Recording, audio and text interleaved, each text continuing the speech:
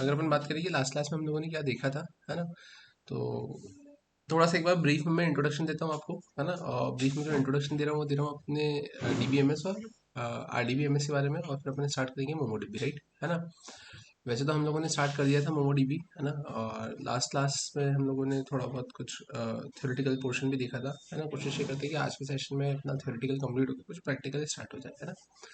तो अगर अपन बात करें यहाँ पर सबसे पहले इनिशियल लेवल पर कि आपके पास में जो डीबीएमएस होता है वो बेसिकली डीबीएमएस होता क्या है ना। तो डीबीएमएस मतलब होता है डेटाबेस मैनेजमेंट सिस्टम। ठीक है, अभी जो डेटाबेस मैनेजमेंट सिस्टम होता है बेसिकली नाम से ही समझ में आ रहा है क्या, कि डेटाबेस मैनेजमेंट सिस्टम, डेटा को मैनेज करने का एक सिस्टम। अब ये जो डेटा को मैनेज करने का जो सिस्टम होगा वो सिस्टम कैसा हो सकता है कि आप को तो बस डेटा को मैनेज करना है। अब डेटा को मैनेज करना है, वो डेटा को मैनेज में कैसे भी कर सकता हूँ। अब कैसे भी कर सकता हूँ मतलब कैसे कि फॉर एग्जांपल मुझे 10 स्टूडेंट का रिकॉर्ड रखना है, 10 एम्प्लॉयर का रिकॉर्ड रखना है ना, 10 प्रोजेक्ट का रिकॉर्ड रखना है। तो मैं क्या करूंगा, मैंने सिंपली एक कॉपी निकाली, है ना, उस पर टेबल बनाया, उसमें उनकी सबकी एंट्री करी है और उस पर मैं सब उसका क्या करके रख रहा हूँ, रिकॉर्ड करके रख रहा हूँ, है ना। क्या वो स्टूडेंट कब आ रहा है, कब जा रहा है, कब छुट्टी पे है ना, क्या ड्यूरेशन बनाया है, कितनी देर का उसने लंच लिया, कितनी देर वो ब्रेक पे गया, क्या है क्या नहीं, वो सब मैंने रिकॉर्ड करके रखा हुआ है। अब वैसे तो 10 स्टूडेंट का रिकॉर्ड है तो मैंने मैनेज कर लिया, चलो ठीक है, कोई दिक्कत नहीं। 15 20 25 50 हुए वो भी मैंने मैनेज कर लिया, है ना। अब लेकिन अगर मेरे पास में ह्यूज अमाउंट ऑफ डेटा आ गया, लाइक मेरे पास में 1000 एंट्रीज आ गई, 10,000 एंट्रीज आ गई, तो उस केस में हर एक एंट्री करने के पहले तो मैं क्रॉस चेक करने से रहा कि जो मैं एंट्री कर रहा हूँ क्या वो मैं रिडंडेंट एंट्री तो नहीं कर रहा। तो सिंपल सी बात है ना कि अब अगर मेरे को एक भी एंट्री करना है तो मैं 10,000 रिकॉर्ड थोड़ी चेक करूंगा। कि 10,000 रिकॉर्ड चेक करने के बाद में क्या वो एंट्री यूनिक है तो फिर आप उसकी आप एंट्री करो, रजिस्टर करो, अदरवाइज नहीं। तो उस केस में आप क्या बोलेंगे सिंपली यहाँ पर कि यहाँ पर आपके पास में जो डेटाबेस मैनेजमेंट सिस्टम होता है उसको अपन क्लासीफाई करते हैं दो टाइप से। एक होता है उसमें फाइल सिस्टम और एक होता है आरडीबीएमएस। फाइल सिस्टम में आप मैन्युअली सारी चीज़ों को क्या करते हो, अरेंज करके रखते हो, लेकिन उसमें बहुत सारे लिमिटेशंस है। लाइक कि आपका जो डेटा रहेगा वो सिक्योर नहीं रहता है, कोई भी कॉपी में से पढ़ सकता है ना। डेटा इजीली लॉस्ट हो सकता है। अब डेटा इजीली लॉस्ट हो सकता है मतलब कैसे, सिंपल सी बात है, कोई कॉपी उठाकर ही ले गया, कॉपी चली गई आपकी, है ना, कॉपी गायब हो गई, कॉपी फट गई, कॉपी पानी में गिर गई, है ना। तो उस केस में वो आपका डेटा सिक्योर नहीं है। फिर उस केस में आप ऐसा बोल सकते हो इजीली रिट्राइवल, है ना, या फास्ट रिट्राइवल, या सर्चिंग नॉट पॉसिबल इजीली, है ना। मतलब कि अगर 10,000 एंट्री है और 10,000 एंट्री में मेरे को कोई रिकॉर्ड को सर्च करना है तो मेरे को मैन्युअली एक एक एंट्री को क्या करना पड़ेगा, देखना पड़ेगा। तो ये भी प्रॉब्लमेटिक है। तो इस प्रॉब्लम को सॉल्व करने के लिए आपके पास में जो नया कंसेप्ट एग्जिस्टेंस में आया वो कंसेप्ट है आपका आरडीबीएमएस का। आरडीबीएमएस मतलब क्या होता है, रिलेशनल डेटाबेस मैनेजमेंट सिस्टम। अब ये जो रिलेशनल डेटाबेस मैनेजमेंट सिस्टम होता है ये बेसिकली है क्या, जहाँ पर आपका जो डेटा रहेगा वो किस में रहेगा, टेबुलर फॉर्म में रहेगा। टेबुलर फॉर्म में होने की वजह से होगा क्या कि आप इजीली उस पर सर्चिंग परफॉर्म कर सकते हो, ठीक है ना। इजीली आप उसमें से डेटा को रिट्राइव कर सकते हो, इजीली आप डेटा को स्टोर कर सकते हो, है ना। इजीली आप उसको यहाँ पे सिस्टम में मैनेज करके रख सकते हो। जरूरी नहीं है कि आपको यहाँ पे मैन्युअली उसको लिखना ही पड़े, कॉपी में रखना पड़े, कॉपी इधर उधर लेकर जाना पड़े। आप डायरेक्टली आपके सिस्टम में रख लो। तो आपका एक क्वेश्चन ये होगा कि सर कॉपी जैसे घूम सकती है ना, वैसे हमारा सिस्टम भी फॉर्मेट हो सकता है, डेटा जा सकता है। हमारा सिस्टम भी खराब हो सकता है तो भी डेटा जा सकता है, कोई लैपटॉप भी चोरी करके ले गया तो भी डेटा जा सकता है। बट उस केस में आप आपके उस डेटा को क्लाउड पे रख दो, आपके ड्राइव पे रख दो।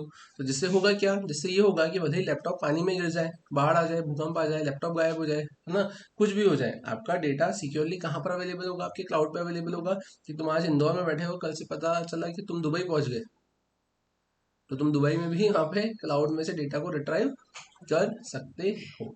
तो सिमिलरली आप क्या बोलेंगे यहाँ पे कि जो डेटाबेस मैनेजमेंट सिस्टम होता है उसको दो टाइप से परफॉर्म कर सकते हो, या तो मैन्युअली अगर करते हो तो फाइल सिस्टम पे जाओगे, और अगर आप थोड़ा सा टेक्निकली अगर बात करें, है ना, आप थोड़ा सा अगर अपन बात करें कि यहाँ पे थोड़ा सा क्लाउड बोल दो, या फिर आप बोल दो कि अगर इलेक्ट्रॉनिक डिवाइस पे अगर आपको डेटाबेस को स्टोर करना है, टेबुलर फॉर्म में करना है, डेटाबेस बना के करना है, किसी सर्वर पे करना है, तो उस केस में फिर आप किस पर आ जाते हो, आपके आरडीबीएमएस पर आ जाते हो।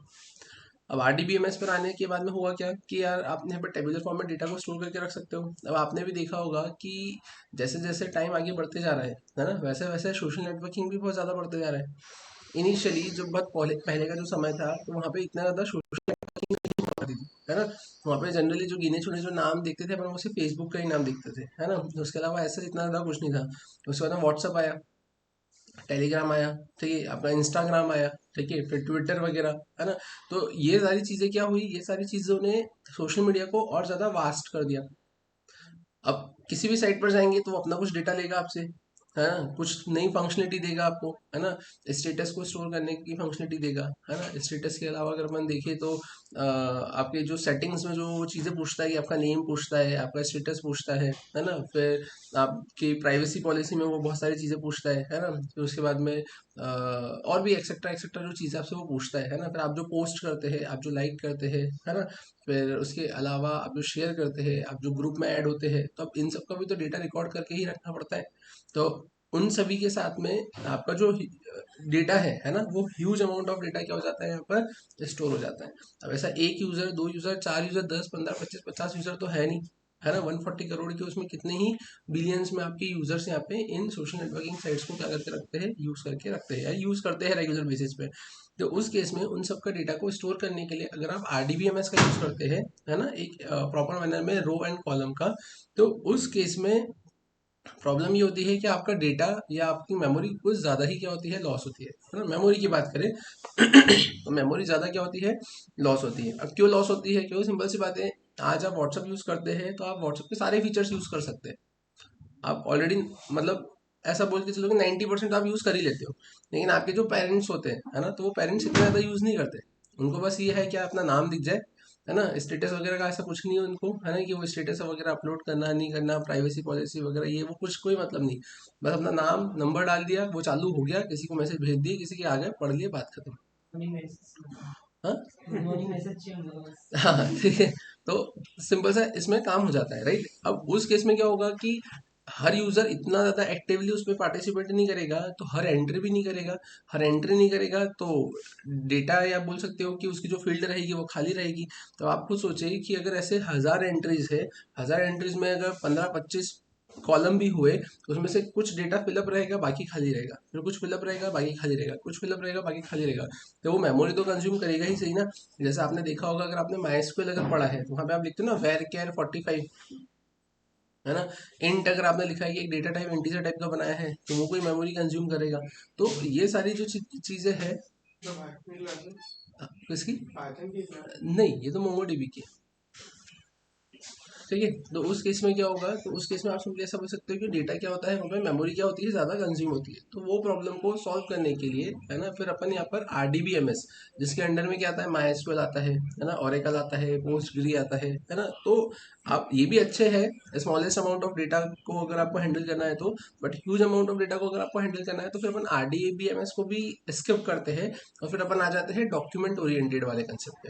अब डॉक्यूमेंट ओरिएंटेड वाला कंसेप्ट क्या है, तो डॉक्यूमेंट ओरिएंटेड नाम से ही समझ में आ रहा है, डॉक्यूमेंट, है ना। अब डॉक्यूमेंट मतलब क्या होगा, तो यहाँ पर आप जो डील करेंगे वो ऑब्जेक्ट के टर्म्स में डील करेंगे।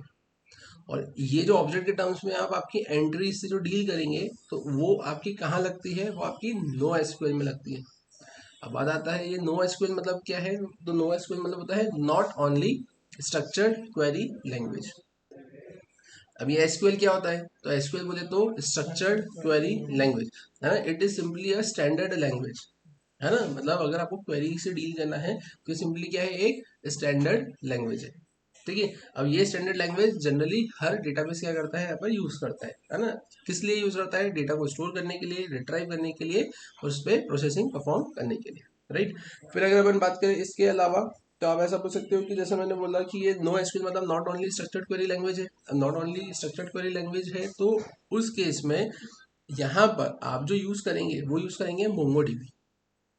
अभी मोंगोडीबी जो है, अभी मोंगोडीबी क्या है, तो मोंगोडीबी के केस में आप ऐसा बोलेंगे कि मोंगोडीबी सिंपली है नो एसक्यूएल, है ना, डेटा बेस ओरिएंटेड, है ना, database, database oriented no SQL क्या है, ये आपका डेटाबेस है। ठीक है, ये स्कीमा लेस होता है। स्कीमा लेस होता है मतलब कि जैसे आप RDBMS में टेबुलर फॉर्म में टेबल बना के डेटा से डील करते हैं, यहाँ पर आपको टेबल बनाने की जरूरत नहीं पड़ती है। अब यहाँ टेबल बनाने की जरूरत नहीं पड़ती है, तो तुम बोलोगे सर फिर वो एंट्रीज वगैरह का क्या, तो एंट्रीज वगैरह का इसमें ऐसा रहता है कि जितने एंट्रीज आएंगी उस हिसाब से वो रो वहाँ पर क्या होते जाएगी, मैनेज होते जाएगी। मतलब कैसे, कि अगर मेरे पास में आप ऑब्जेक्ट मतलब समझते, जावास्क्रिप्ट पढ़ा है, जावास्क्रिप्ट में जावास्क्रिप्ट का ऑब्जेक्ट कैसा होता है, curly braces open, curly braces close, कितने ऑब्जेक्ट वगैरह, कितनी एंट्रीज है, कितनी उसमें की है, कितनी वैल्यू है, समझते हैं ना। तो यहाँ पर आप ऐसा बोलेंगे कि जितनी मेरे पास में एंट्रीज आएंगी उतनी एंट्री से की उसके रिस्पेक्ट में वैल्यू सेट होकर मेरा एक ऑब्जेक्ट बन जाएगा। एक एंट्री आई, मतलब फॉर एग्जांपल एक यूजर है, उसने 4 डेटा को फिलअप किया, तो वो एक ऑब्जेक्ट बनेगा 4 की, उसके रिस्पेक्ट में 4 वैल्यू, वो मेरे पास में एक ऑब्जेक्ट आ गया। ऐसे ही मेरे पास में दूसरा स्टूडेंट आएगा, उसने 10 एंट्री फिलअप करी है, तो एक ऑब्जेक्ट रहेगा, और वो ऑब्जेक्ट के रिस्पेक्ट में आप क्या बोलोगे, की वैल्यू पेयर होगा, है ना, 10 की 10 वैल्यू। ठीक है, क्या उसको बंद कर दो यार, कौन फोकट है बाहर इतना है। सर जैसा अभी आपने बताया कि आरडीबीएमएस अगर यूज करते हैं तो बहुत सारे जो उसके वो होते हैं एट्रीब्यूट्स को खाली रह जाते हैं, मतलब है ना। तो जब हम ऑब्जेक्ट के फॉर्म में डेटा स्टोर कर रहा है तो उसमें भी तो अगर जैसे कोई यूजर ज़्यादा यूज़ कर रहा है तो उसका ज़्यादा डेटा प्रोड्यूस होगा, कोई कम यूज़ कर रहा है तो कम प्रोड्यूस होगा, बट उसमें दोनों यूजर की प्रॉपर जो कीज बनेगी वो तो सेम ही रहेंगे, तो वो नहीं तो ब्लैंक रह जाएंगे। नहीं, तो होता ही नहीं ना ऐसा, तो इसमें इसमें कीज भी उसकी अलग ही बनेगी क्योंकि वो नहीं, हर एक इसमें ऑब्जेक्ट का टेबल तो बनता ही नहीं ना। नहीं वो ऑब्जेक्ट बोल रहा हूँ, अगर ऑब्जेक्ट बनेगा दो यूजर का हाँ, तो उसकी कीज तो दोनों यूजर के लिए सेम रहेगी कि इसने ये यूज करा नहीं करा, जैसे इसने यूज नहीं करा तो उसकी तो दो एंट्री ही नहीं होगी ना, एंट्री नहीं होगी। उसकी एंट्री नहीं जाएगी ना, मतलब आपको दिखेगा ही सिर्फ उतना डेटा, जैसे आपने 3 एंट्री करी तो आपको दिखेगा ही 3 एंट्री वाला डेटा, आपने 10 एंट्री करी है तो दिखेगा ही आपको 10 एंट्री वाला डेटा। तो वहाँ पे ऐसा खाली वाला कंसेप्ट नहीं दिखेगा कि वहाँ खाली दिख रहा है आपको, समझ में आया? ठीक है, तो ये चीजें समझ में आई यहाँ पर, है ना। अब इसमें एक चीज ये याद रखना है, थोड़ी सी टर्मिनोलॉजी चेंज है, वहां पर अपन टेबल बोलते थे, यहाँ पर अपन कलेक्शन बोलेंगे। वहां पर आप रो बोलते थे, यहाँ पर आप उसको डॉक्यूमेंट बोलते हो। ठीक है, वहां पर आप कॉलम बोलते थे, यहाँ पर आप उसको फील्ड बोलोगे। क्लियर है। अब अगर अपन बात करें इसके अलावा, तो इसके अलावा आप ऐसा बोल सकते हो कि आपके पास में जो आपका MySQL है, मुझे तो RDBMS, और ये जो आपके पास में आपका MongoDB है ना, तो इन दोनों के बीच में आपके पास में एक ORM टूल आता है जिसको अपन बोलते हैं सिक्वेलाइज। अब ये सिक्वेलाइज किस लिए यूज में आता है, तो ये सिक्वेलाइज आपका एसक्यूएल इंजेक्शन को प्रिवेंट करने के यूज में आता है। अब बात आती है एसक्यूएल इंजेक्शन क्या होता है, तो एसक्यूएल इंजेक्शन मतलब ऐसा कि फॉर एग्जांपल आपको किसी ने बोला है कि enter product ID to search and product, आपको प्रोडक्ट आईडी लिखना है, तो आपने प्रोडक्ट आईडी लिखी, है ना, आपने लिखा 20, और 20 और सेमीकोलन लगा के आपने लिख दिया है ड्रॉप टेबल प्रोडक्ट। तो जैसे ही आपने इतना लिखा, तो एसक्यूएल के पास में फंक्शनलिटी है कि वो मल्टीपल क्वेरीज को एक साथ क्या कर सकता है, एग्जीक्यूट कर सकता है। तो उसने तो पहले प्रोडक्ट को सर्च करा, और सर्च करने के बाद में उसने ड्रॉप टेबल प्रोडक्ट, और वो प्रोडक्ट की टेबल ही क्या हो गई, गायब हो गई, ये मेरा तो डेटा लॉस हो गया। वहीं अगर अपन बात करें कि उसमें फिर ऐसा होता है कि enter email ID and password. अब ईमेल आईडी में और पासवर्ड में मैंने क्या करा कि मैंने पासवर्ड में कुछ गलत लिख दिया, और करके लिख दिया 1 = 1। तो अगर पासवर्ड गलत भी होगा, तो मैंने यहाँ पे और ऑपरेटर लगा के रखा है, तो वो और ऑपरेटर क्या चेक करेगा कि 1 = 1 है क्या, हाँ, ये तो कंडीशन को ट्रू कंसिडर करेगा, तो वो गलत पासवर्ड विथ ट्रू कंडीशन, तो रिजल्ट देगा आपको ट्रू। तो ऐसे में ट्रू और ट्रू करके वो क्या कर देगा, आपको आगे बढ़ा देगा। तो इससे तो आपका डेटा क्या हो जाएगा, हैक हो जाएगा, है ना, हैकर्स उस पर अटैक कर लेंगे, तो ये तो प्रॉब्लमेटिक है। तो ये एसक्यूएल इंजेक्शन को प्रिवेंट करने के लिए जो नया कंसेप्ट एग्जिस्टेंस में आया, वो आया आपके ORM टूल का, बोले तो सिक्वेलाइज का। Sequelize is simply your ORM tool, है ना, जो कि यहाँ पे किससे डील करता है, आपके ऑब्जेक्ट से डील करने का काम करता है। जहां पर आप देते ही ऐसा कुछ कंसेप्ट हो कि ऑटोमेटिकली, है ना, पीछे आपको डेटाबेस बनाने की कोई जरूरत नहीं पड़ती है, आप अपने कोडिंग के थ्रू ही पीछे डेटाबेस बना देते हो, और आप ऑब्जेक्ट के टर्म्स में डेटा को क्या करते हो, यहाँ पे पास करते हो। समझ में आया क्या? सर नॉन सीक्वल में तो इसको एसक्यूएल इंजेक्शन की जरूरत ही नहीं पड़ेगी। जिसमें नॉन सीक्वल मोंगोडी में तो से जो सीक्वल इंजेक्शन आता है उसके लिए हमको वो नहीं पड़ेगी, उसको प्रिवेंट रोकने की। नहीं, हाँ, वो जरूरत नहीं पड़ेगी, उसको प्रिवेंट करते हुए ही तो ये आया है। तो मतलब ORM क्या एसक्यूएल, है मतलब आप ऐसा बोल सकते हो, जो एसक्यूएल इंजेक्शन है हाँ उसको प्रिवेंट करते हुए सिक्वेलाइज आया। हाँ अब ये सिक्वेलाइज बोले तो क्या होता है, तो जहां पर आप ऑब्जेक्ट से डील करेंगे, ठीक है, सिंपली एसक्यूएल इंजेक्शन को प्रिवेंट करने के लिए। अब यहाँ पर अगर आपको और हायर लेवल पर अगर जाना है ना, ह्यूज अमाउंट ऑफ डेटा से डील करना है ना, आपको बोल सकते हो कि रियल टाइम प्रोजेक्ट्स पे काम करना है, तो सिस्टम की कंपेटिबिलिटी के हिसाब से क्रॉस प्लेटफॉर्म को नज़र में रखते हुए आप सिक्वेलाइज की जगह मोंगोडीबी का यूज़ करते हैं। तो ये मोंगोडीबी भी आप ऐसा बोल सकते हो कि ये भी सिंपली क्या करेगा, यहाँ पर आपके एसक्यूएल इंजेक्शन को प्रिवेंट ही करेगा। क्लियर है, ठीक है, यहाँ तक समझ में आया, है ना। फिर अब अगर अपन बात करें इसके अलावा अपन इसमें और क्या कर सकते हैं, तो अब इसके अलावा आप सिंपली ऐसा बोल सकते हो कि ये तो मैंने आपको मोंगोडीबी के बारे में बताया, राइट। ऐसे बहुत सारे मोंगोडीबी, मतलब बहुत सारे आपके पास में नो एसक्यूएल डेटाबेस होते हैं, है ना। जैसे एच बेस करके होता है ना। फिर एक कैसेंड्रा करके होता है ना। मोंगोडीबी खुद में ही है ना। और एक दो नाम आपको और देखने को यहाँ पर रेडिस मिल जाएंगे, है ना, रेडिस वगैरह, है ना। तो ये आपको और भी इसमें देखने को मिल जाएंगे। क्लियर है। यहाँ पर अगर देखा जाए तो मोंगोडीबी कहाँ कहाँ यूज में आता है, तो जहाँ ह्यूज अमाउंट ऑफ डेटा से डील करना है तो वहाँ वहाँ आप मोंगोडीबी का क्या करते हो, यूज करते हो।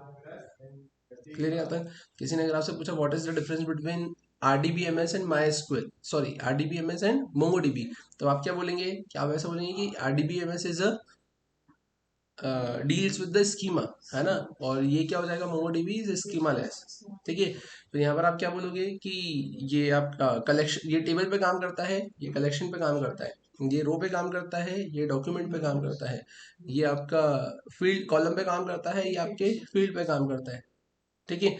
आप ऐसा बोल सकते हो कि ये सिर्फ एसक्यूएल को ही एग्जीक्यूट करता है, और ये नॉट ओनली एसक्यूएल, है ना, बोलते हैं no SQL, not only structured query language से ये डील करता है। समझ में आया। ठीक है। फिर आप ऐसा देखेंगे कि जो आपका RDBMS होता है वो एसिड प्रॉपर्टी पे काम करता है। एसिड प्रॉपर्टी बोले तो एटोमिसिटी, है ना, कंसिस्टेंसी, आइसोलेशन, है ना, और ड्यूरेबिलिटी पे काम करता है। ठीक है। वहीं अगर अपन बात करें तो आपका जो मोंगोडीबी है ये कैप प्रॉपर्टी पे काम करता है। हाँ, कैप, है ना। C फॉर कैपेबिलिटी होता है या कंसिस्टेंसी ऐसा कुछ होता है ना। A फॉर एसोसिएशन समथिंग कुछ होता है, उसमें लिखा हुआ है, अपन देखेंगे अभी, है ना। और P फॉर प्रॉब्लम टॉलरेंस करके होता है। ठीक है। तो ये कैप प्रॉपर्टी पे होता है। ठीक है। तो ये कुछ ऐसे पॉइंट्स है जो कि आपको पता होना चाहिए। क्लियर है क्या आता है ना। तो देखते हैं अपन, है ना। अब ये जितनी चीजें मैंने आपको बताई है, मोंगोडीबी क्या एक्चुअली डेटाबेस है, डेटाबेस मैनेजमेंट का सिस्टम। आप ऐसा बोल सकते हो कि जैसे आपने RDBMS सुना, हाँ है ना। अब ये रिलेशनल डेटाबेस मैनेजमेंट सिस्टम है, इसके अंडर में क्या आता है आपका MySQL। हाँ, तो जैसा RDBMS हुआ वैसे ही आपका NoSQL हुआ, not only structured query language. ठीक है। अब इधर जैसे आप बोलेंगे कि RDBMS के अंदर आपके पास में MySQL आता है, वैसे ही NoSQL के अंदर आपका MongoDB आता है। तो ये MongoDB अपने आप में ही एक डेटाबेस है। डेटाबेस। हाँ। ठीक है। और उसके लिए आपको MongoDB का ही सर्वर लगता है। ठीक है। आप सर्वर को स्टार्ट करेंगे, शेल को स्टार्ट करेंगे, उस पर आप आपकी कमांड्स लिखेंगे और आपका टास्क यहाँ पे आपको परफॉर्म होते हुए देखने को मिलेगा। ठीक है। तो अगर अपन देखें यहाँ पर, तो ये दिख रहा है, विजिबल है क्या, फॉन्ट विजिबल है। थोड़ा जूम कर दो।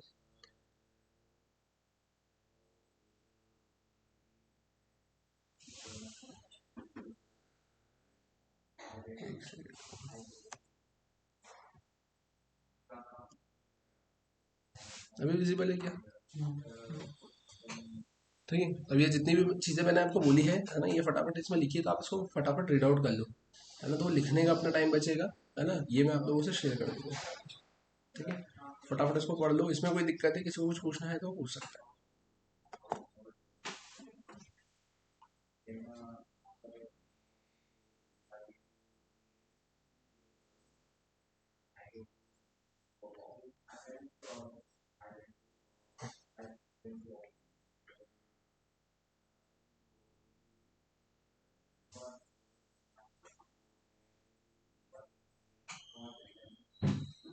जैसे वहाँ पे स्केल होता है, आपको मतलब डेटाबेस से कनेक्ट, आरडीबीएमएस से कनेक्ट करने के लिए, डेटा रिट्रीव करने के लिए है। हाँ, मतलब एक सीक्वल लैंग्वेज होती है, तो यहाँ पे क्या होता है। यहाँ पर सिंपली आप ऐसे ही बोलोगे, मतलब मोंगोडीबी का ही आप यूज़ करोगे। मतलब दो चीज़ें होती है इसमें कि जैसे, लैंग्वेज होती है, हाँ, एसक्यूएल टाइप की लैंग्वेज होती है।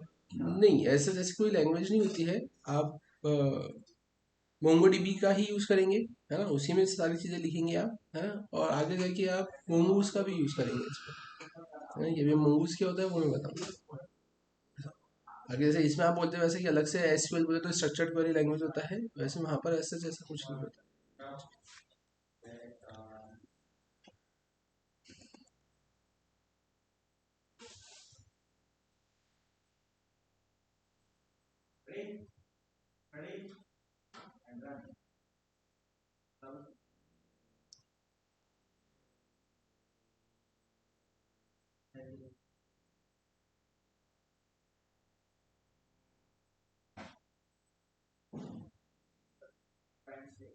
इसमें लिखा हुआ है यहाँ पे what is MongoDB and how it works. तो इसमें क्या दिख रहा है, MongoDB is no SQL not only structured query language database program which is a cross platform document oriented. Cross platform मतलब क्या होता है, इजीली डाउनलोडेबल, है ना, कहीं से भी आप इसको क्या कर सकते हो, डाउनलोड करके आप इसको यूज कर सकते हो, है ना, फ्री ऑफ कॉस्ट, ठीक है।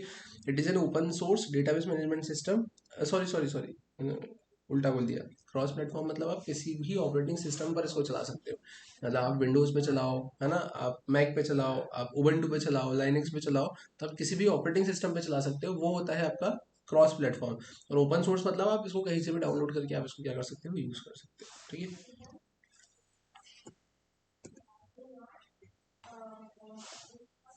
ठीक है, which supports various forms of data, है ना, और ये पॉपुलर है क्यों, क्योंकि it is use in big data application और for processing of unstructured data.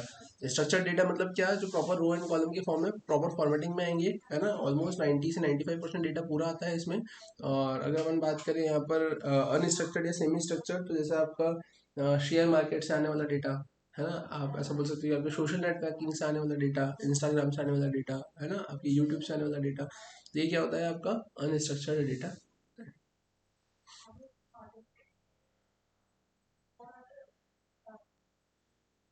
यहाँ पे एक पॉइंट ये भी देख रखा है, it is uses BSON format for document storage, है ना, which is the binary form of JSON document. मतलब क्या, ये क्या यूज करता है, बीसन फॉर्मेट का यूज करता है फॉर डॉक्यूमेंट स्टोरेज। मतलब आप जो लिखेंगे यहाँ पर वो जेसन फॉर्म में लिखेंगे और इंटरनली वो जाके किस में कन्वर्ट हो जाता है, आपका बीसन फॉर्मेट में कन्वर्ट हो जाता है, राइट।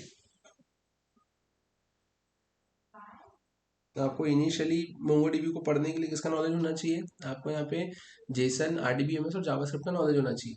आरडीबीएमएस का नॉलेज इसलिए होना चाहिए ताकि आप थोड़े बहुत टेक्निकली साउंड करें डेटाबेस में, है ना, कि आपको ये पता हो कि क्वेरी क्यों लिखते हैं, कैसे लिखते हैं, इससे होगा क्या, है ना, वेयर क्लॉज वगैरह कैसे लगाते हैं, सॉर्टिंग का कंसेप्ट होता क्या है, प्रोजेक्शन का कंसेप्ट होता क्या है ना, सिलेक्शन क्राइटेरिया होता क्या है, ये सारी चीज़ आपको पता रहेगी, तो बस आपको यहाँ पर उसको उसका भेस बदल के ही यूज़ करना रहेगा, है ना, आपको एकदम स्क्रैच से चालू करने की जरूरत नहीं पड़ेगी, राइट। वहीं जावास्क्रिप्ट की रिक्वायरमेंट इसलिए लगेगी क्योंकि अब यहाँ पर ऑब्जेक्ट ओरिएंटेड ऑब्जेक्ट से डील करेंगे, तो उसका सिंटैक्स वैसा जाएगा, है ना। और जेसन बोले तो, कि अब जेसन होता क्या है ना, क्या होता है जेसन मतलब, पढ़ा है जावास्क्रिप्ट में, क्या होता है जेसन मतलब, जेसन रिकॉर्ड हो रहा है, क्या होता है, कोई तो जिसमें तो ऑब्जेक्ट का फॉर्म होता है, मतलब खाली कैसे, विकेट्स के अंदर जो डेटा आता है कीज और पेरेंट्स की वैल्यूज, उसका जो होता है उसको जैसे फॉर्मेट होता है। जेसन फॉर्मेट ही होता है, तो फिर ऑब्जेक्ट क्या होता है,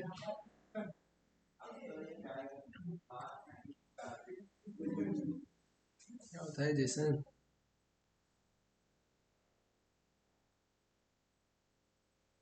कहाँ यूज में आता है, चलो ठीक है ये बताओ, यूज कहाँ में आता है, जैसे फॉर्मेट आपको डेटा शेयर करना है, एक्सेप्ट करना है, कैसे शेयर करना है, कैसे एक्सेप्ट जैसे करना है, आपको किससे, ऑनलाइन से डेटा एक्सेप्ट, मान लीजिए जैसे आप एपीआई का यूज कर रहे हो, वहाँ से डेटा अगर आया तो जेसन फॉर्मेट में आएगा। एपीआई क्या होता है, एपीआई और मेरे को नहीं पता है, मतलब अभी जो ऑलरेडी बनी हुई है वो यूज की है रिएक्ट में। कौन कौन सी एपीआई यूज करिए, हाँ, तो फेक स्टोर करेंगे, एक न्यूज एपीआई करेंगे और वेदर एपीआई करेंगे यूज, और ऐसे एक इंटरनेट में यूट्यूब काम के भी, करते एक हैं। यूट्यूब के सर्वर करेंगे। ठीक है, और मतलब ईबीआई को भी कैटेगराइज कैसे करोगे, इंटरमीडिएटर है जो डाटा लाता है जिस हम्म, सर्वर से। क्या मेथड्स यूज करते हो वो ईपीआई में, पैच और एक्सीएस, एक्सीएस नोट पे और पैच अगर आप वो तो अलग ही हो गया ना, मेथड मतलब जैसे एपीआई आप किस पर्पस के लिए यूज कर रहे हो, वो मैं पूछना चाह रहा हूँ। मतलब हमें उस एपीआई से कुछ डेटा लेना है, उसके लिए गेट मेथड का यूज करते हैं, और कुछ अगर स्टोर करना है तो स्टोर पुट पैच ये सब डेटा मेथड्स मार, है ना, मतलब आप सिंपली ऐसा बोल सकते हो कि आपके पास में जो एपीआईज होती है ना, मतलब आपके पास में आपने देखा होगा जो वेब यूआरएल होता है ना, उस वेब यूआरएल में ही आपके पास में उसके आगे एपीआई लिखी हुई होती है ना। अब या तो उस एपीआई से आप डेटा को गेट कर सकते हो, है ना, या आप डेटा को सेंड कर सकते हो, या डेटा को आप अपडेट कर सकते हो, या डेटा को आप फिर डिलीट कर सकते हो, राइट। और अगर अपन बात करें यहाँ पर कि जेसन मतलब बेसिकली होता क्या है, तो जेसन मतलब आप बोलेंगे जावा स्क्रिप्ट ऑब्जेक्ट नोटेशन, है ना। ये सिंपली क्या होता है, तो ये सिंपली आपका डेटा ट्रांसफर फॉर्मेट होता है, डेटा ट्रांसफर फॉर्मेट, है ना। ये क्या होता है, लैंग्वेज इंडिपेंडेंट, लैंग्वेज इंडिपेंडेंट मतलब क्या है कि आपका जो जेसन का कंसेप्ट है, अगर आप जावा पढ़ेंगे तो जावा में भी जेसन आ जाएगा, आप जावा स्क्रिप्ट पढ़ेंगे तो जावा स्क्रिप्ट में भी आ जाएगा, आप एक्सप्रेस पढ़ेंगे तो उसमें भी आप उसका यूज़ कर सकते हो, कहीं पे भी आप इसका क्या कर सकते हो, यहाँ पे यूज़ कर सकते हो, है ना। ये लैंग्वेज इंडिपेंडेंट होता है, डेटा ट्रांसफर फॉर्मेट होता है, ठीक है। और ये अगर अपन बात करें तो ये आपका एक्सएमएल का कॉम्पिटिटर है। एक्सएमएल बोले तो एक्सटेंसिबल मार्कअप लैंग्वेज, है ना। ये एक्सएमएल मार्कअप लैंग्वेज का क्या है, आपका कॉम्पिटिटर है। एक्सएमएल में आपके पास में एरे सपोर्ट नहीं होता था, है ना, तो उस प्रॉब्लम को सॉल्व करने के लिए आपके पास में जेसन का कंसेप्ट एग्जिस्टेंस में आया, राइट। तो अब अगर अपन बात करें यहाँ पर, ये क्या देके रखा हुआ है कि इट यूजेस बीसन, बोले तो binary JSON format for document storage which is binary form of Jason object, ठीक है। फिर अगर अपन बात करें तो आप देखो ये यहाँ पर ऐसे कुछ आपको देकर रखा हुआ है ना, एग्जाम्पल ऑफ डॉक्यूमेंट, तो आप देखोगे ये कुछ इस टाइप से ऐसा लिखा हुआ है। अब ये तो सिंपली ये जो लिखा हुआ है ये तो एक ऑब्जेक्ट के टर्म्स में लिखा हुआ है ना, क्योंकि जेसन क्या बोलता है, तो जेसन बोलता है की वैल्यू पेयर में डेटा आना चाहिए, लेकिन आप ऐसा बोलेंगे कि वो जेसन कब कंसिडर होगा, जब उसकी जो की होगी वो डबल कोट्स में होगी। ये जो है ये नॉर्मल ऑब्जेक्ट है, लेकिन अगर मैं यहाँ पर आईडी को डबल कोट्स में, नेम को डबल कोट्स में लिख दूंगा तो वो फिर जेसन फॉर्म में कन्वर्ट होगा। तो सर जैसे हम पाइथन वगैरह में जाते हैं, तो की को डबल कोट्स में लिखते हैं, तो उसको जेसन फॉर्म में करें। नहीं यार, पाइथन का मुझे आइडिया नहीं है, पाइथन का मैंने सिंटेक्स देखा नहीं है, तो अब वो देखना पड़ेगा कि वहाँ पे क्या बोलते हो सकता है कि उसको जेसन ही बोलते हो या क्या है क्या नहीं, बट वो मैंने देखा नहीं यार, है ना। बाकी ये है कि आप ये जो नॉर्मल लिखा है ये जावास्क्रिप्ट का ऑब्जेक्ट है, जेसन में कन्वर्ट करने के लिए आपका आईडी भी डबल कोट्स में आ जाएगा और नेम भी आपका डबल कोट्स में आ जाएगा, ठीक है।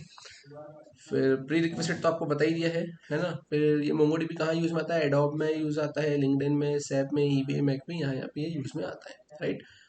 फिर अगर अपन बात करें इसके अलावा तो introduction to no SQL database, है ना। नो एसक्यूएल डेटाबेस क्या होता है ये तो मैंने आपको अभी बता ही दिया, है ना। अब देखो क्या लिखा है इसमें, it is a kind of database used to manage unstructured data that is which comes from various locations like social media, banking, stock market etcetera. ये बेसिकली इसके अंदर कोई भी रो कोई भी कॉलम नहीं होता है, ये वाइटल रोल प्ले करता है handling huge amount of data which is changing and growing at a very fast rate, ठीक है।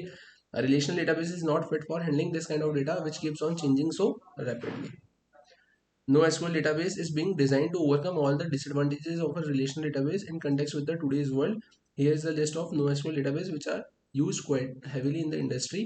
जिसमें है MongoDB है, HBase है, Cassandra है, Amazon SimpleDB है और HyperTable है। समझ में आया? क्लियर है यहाँ तक? कोई दिक्कत? फिर इसके बारे में अगर अपन बात करें तो ये देखो ये एडवांटेज और डिसएडवांटेज, सॉरी एडवांटेजेस देके रखे हुए हैं आपके MongoDB के ओवर RDBMS, है ना। ये फटाफट ये पढ़ दो।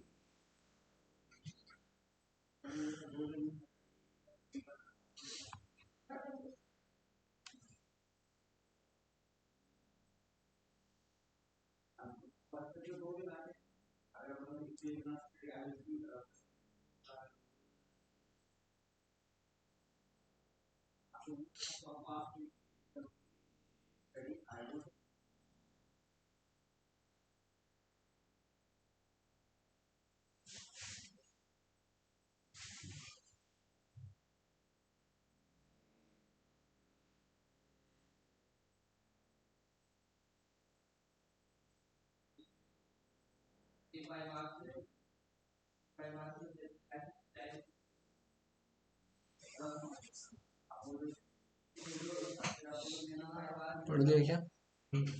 पॉइंट समझ में आया सभी को? ठीक है। सर एक पॉइंट नहीं आया, कौन सा वाला? चेक वो जो है ये मोंगोडीबी एसक्यूएल और जेक्यूएल दोनों सपोर्ट करता जेक्यूएल नहीं, है। जेसन, हाँ कि उसका तो नाम में ही आ रहा है ना, no SQL not only structured query language तो सीक्वल को भी सपोर्ट करता है, उसमें लिखा सीक्वल को सब। हाँ ना।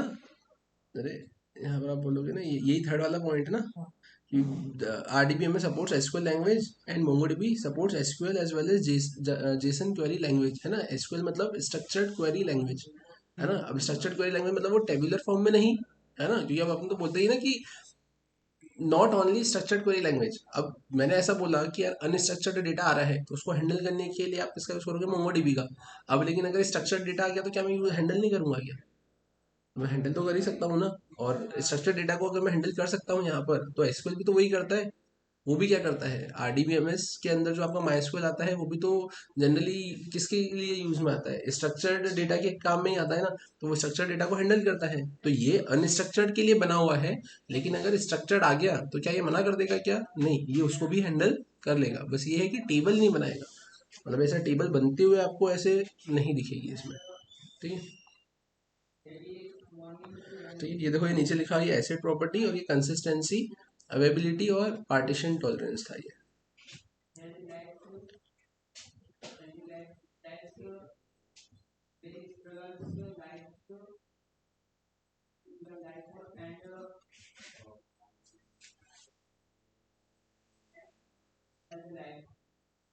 क्लियर है क्या अब तक सभी को? ठीक है, तो देख रहे हो है MongoDB इज यूज, तो अब इसमें आप क्या बोलेंगे कि MongoDB is handling no SQL data which is being generated nowadays in TVs within a fraction of seconds. So to handle this large amount of data and also to get some useful information out of it, we are using MongoDB. अभी MongoDB किस पे deal करता है, तो अब जैसे ये हो गया आपका queries, indexing, handling multiple servers, high performance, है ना। अब यहाँ पे क्या देखे रखा है, तो क्वेरीज में it supports document based queries, ये डॉक्यूमेंट बेस्ड क्वेरीज को क्या करता है यहाँ पर सपोर्ट करता है। Queries include user defined JavaScript functions, है ना, जो क्वेरीज क्या इंक्लूड करेगा, यूजर डिफाइंड जावास्क्रिप्ट फंक्शंस भी इसके अंदर आ सकते हैं। ठीक है, फंक्शंस वगैरह आपको पता है ना, कैसे क्या डील होती है ना। डॉक्यूमेंट ओरिएंटेड मतलब डॉक्यूमेंट मतलब तो आप आपके जेसन फॉर्मेट में चीज़ों को लिखने का काम करेंगे। ठीक है, इंडेक्सिंग, इंडेक्सिंग मतलब अब आप क्या बोलेंगे इसमें, तो आप यहाँ पे देखिए क्या लिखा हुआ है कि fields in the document can be indexed, fields in the document can be indexed either as a primary or secondary. MongoDB is also capable of handling and dealing with the replication in data, as we know that replica sets contain the same data with more than one copy of itself. Each replica will try to put itself in either the primary or secondary index. Generally, all the read and write processing of the data is done by using the primary index, but sometimes it may happen that the primary index of the replica fails due to some reason. So at that time, the replica set goes under election process as to which secondary index of replica should be chosen to go for further processing by either read or write operation. Most of the times, the secondary one is being used for a write operation and is rarely being used for reading operation. ठीक है, अब इसका मतलब क्या है ना indexing का, तो आप ऐसा बोलेंगे कि आपका जो डेटा होता है उसको दो इंडेक्सिंग में इन्होंने क्लासिफाई किया है, प्राइमरी और सेकेंडरी, है ना, कि जब भी किसी चीज़ की बात आएगी या डेटा को आगे करने की बात आएगी तो प्राइमरी इंडेक्स का डेटा आगे आ जाएगा। आपने कभी ऐसा देखा है क्या, फेसबुक चलते चलते 2 घंटे के लिए बंद हो गया, व्हाट्सअप चलते चलते 2 घंटे के लिए बंद हो गया। अब अगर ये बंद नहीं होते हैं तो फिर इसमें अपडेशन कैसे आ जाते हैं, आता है ना। अभी आपने व्हाट्सअप चलाया, आधे घंटे बाद वापस से व्हाट्सअप खोलोगे तो वो बता देगा कि नीड्स अपडेट। अब ऐसा कैसे हो गया, बिना बंद हुए अपडेट कैसे हो जाएगा, है ना। तो बिना बंद हुए अपडेट कैसे हो जाएगा, तो उस केस में आप समझिए ऐसा बोलेंगे कि आपका जो डेटा होता है, आपके जो सर्वर्स होते हैं जहाँ पे ये एप्लीकेशंस डिप्लॉय होती है, तो वो एक जगह नहीं होती है ना। ऐसा कभी नहीं होगा कि यार आपका पूरा फेसबुक का डेटा गायब हो गया, क्योंकि फेसबुक का जो डेटा सेंटर था, है ना, वहाँ पे भूकंप आ गया, वो गिर गया तो पूरा फेसबुक का डेटा ही गायब, ऐसा कभी नहीं होगा। क्यों, क्योंकि यहाँ पर ये जो डेटा को स्टोर करने के लिए जो डेटा सेंटर्स होते हैं, ये क्या करते हैं, यहाँ पे अलग अलग जगह होते हैं, है ना। फॉर एग्जाम्पल तुम खुद सोचो कि क्या व्हाट्सअप का जो सर्वर है, क्या वो इंडिया में है क्या, कि अगर तुमने किसी को इंस्टेंटली मैसेज भेजा तो इतनी जल्दी कैसे चले गया, क्योंकि उसका सर्वर तो कहाँ पर है। फॉर एग्जांपल अगर यूएस में बात करें, यहाँ से यूएस तक रिक्वेस्ट जाएगी, वहाँ से रिस्पॉन्स आएगा, इतने में कम से कम कुछ तो सेकंड्स लगेंगे। लेकिन यहाँ तो ऐसा है कि आपने जैसे ही क्लिक किया वैसे ही डेटा सेंड, वैसे ही सामने वाले के पास में टिक आ जाते हैं, ब्लू टिक आ जाते हैं, राइट। तो ठीक है, तो यहाँ पर तो ये क्या होगा आपका, इस केस में ये तो प्रॉब्लम है। तो फिर आप उस केस में आप क्या समझेंगे या क्या बोलेंगे इस चीज़ को, तो आप ऐसा बोल सकते हो कि आपके जो डेटा सेंटर्स होते हैं अलग अलग, वहाँ पर आपका पूरा डेटा रहता है एज ए रेप्लिका के टर्म्स में। कभी आपको कुछ अपग्रेडेशन करना रहता है ना, तो उस केस में वो करते क्या है कि एक डेटा सेंटर का जितना भी क्राउड है उसको शिफ्ट कर देते हैं किसी दूसरे डेटा सेंटर पे। तो अब आपका जो क्राउड है वो शिफ्ट हो गया कहीं और, फिर वो इस स्पेसिफिक डेटा सेंटर पे क्या करेंगे, डेटा को अपडेट करेंगे, व्हाट्सएप की एप्लीकेशन अपडेट करेंगे, ठीक है। वापस से इस क्राउड को लेकर आएंगे उधर, और जैसे ही वो इधर लेकर आएंगे तो फिर आपके सेलफोन पे नोटिफिकेशन आ जाता है कि व्हाट्सएप में अपडेट की रिक्वायरमेंट है, समझ में आया। फिर उसके बाद में उधर वाले क्राउड को इधर लेकर आएंगे, फिर उधर उसको इंस्टॉल करेंगे, ठीक है। नहीं तो आपने ऐसा देखा है ना, कभी कभी ऐसा लिखा हुआ आता है या कभी न्यूज़ में भी देखा होगा कि व्हाट्सएप का सर्वर डाउन हो गया, 5 मिनट से व्हाट्सएप का सर्वर डाउन हो गया, है ना, वो चल ही नहीं रहा है व्हाट्सएप, है ना। फिर उसके बाद में वो आपके जो भी डेवलपर्स रहते हैं, है ना, प्रोग्रामर रहते हैं, है ना, उनको काम पे लगाया जाता है और 5 मिनट में सब कुछ सही हो जाता है। अब वो भी तो इंसान ही है ना, भगवान तो है नहीं। ज़रूरी थोड़ी उनसे 5 मिनट में प्रॉब्लम सॉल्व हो जाए, वो प्रॉब्लम सॉल्व ही नहीं हो रही हो। तो फिर उस केस में क्या होता है, तो वो सिंपली बस यही करते हैं कि उन्होंने कुछ नए अपग्रेडेशन करे और उसके बाद में अगर कोई प्रॉब्लम फेस होने को आ जाती है तो वो क्या कर देते हैं कि वो पुराने वर्जन पे वापस से, या पुराने उस पर कुछ, या फिर आपका जो बोल सकते हो कि आपके जो ट्रैफिक है उसको क्या कर देते हैं, दूसरे डेटा सेंटर पे डाइवर्ट कर देते हैं। फिर उसको लेकर वो बैठते हैं, उसको फिर वो संभालते हैं, और उसको संभालने के बाद में फिर बाकी की चीज़ें वो इम्प्लीमेंट कर देते हैं। तो जैसे अपना ये एमएस ऑफिस है 365, मतलब उसमें भी काफी सारे बग्स हैं, मतलब अभी अपन चला रहे हैं, मतलब अपडेट होने का ऐसा कुछ बहुत ज्यादा पता नहीं चलता। हाँ, तो बहुत से एप्लीकेशन में ऐसा होता ही है, ऐसा हर जगह उसमें होता ही है। वो चलते चलते कभी कभी अपडेट देगा, कोई की को बोलेगा अपडेट करो, फिर थोड़ी देर बाद ऑटोमेटिक सेव हो जाता है हाँ 365 में। ठीक है, तो वो सारी चीज़ें ऐसी रहती है, ये समझ में आया ना। ठीक है, तो बाकी का क्या है क्या नहीं है तो वो फिर अपन कंटिन्यू करते हैं अपने नेक्स्ट क्लास में। ठीक है, तो इसके आगे अपन ये कवर अप कर लेंगे, और इसके बाद में फिर अपन इसका प्रैक्टिकल परफॉर्म कर देखेंगे। रिकॉर्डिंग कर दो। हाँ।